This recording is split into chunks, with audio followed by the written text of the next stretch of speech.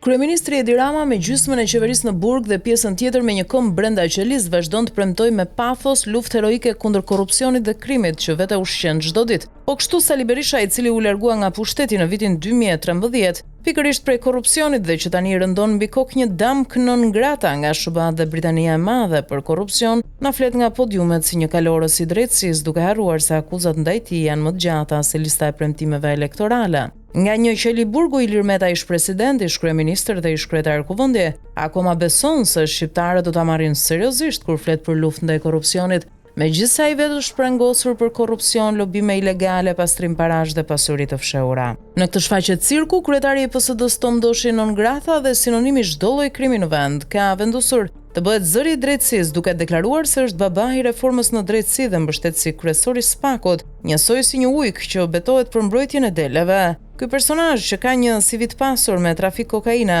kontraband ilaçesh, porositje vrasjesh, grabitje tokash dhe korrupsion tenderësh, sot ka guximin të flasë shqiptarëve për ndershmëri dhe luftë ndaj krimit. Ndërkohë dosjet ndërkombëtare kundër Doshit flen në zyrat e SPAK-ut, ndërsa drejtësia shqiptare, duke bërë rolin e të verbrit, e lejon atë të rikthehet në politikë për të bërë atë që di më mirë, pazare dhe imunitet nga ligji. Në fund të fundit, si mund të luftojnë këta heronj korrupsionin e krimin kur janë vetë krimi dhe korrupsioni?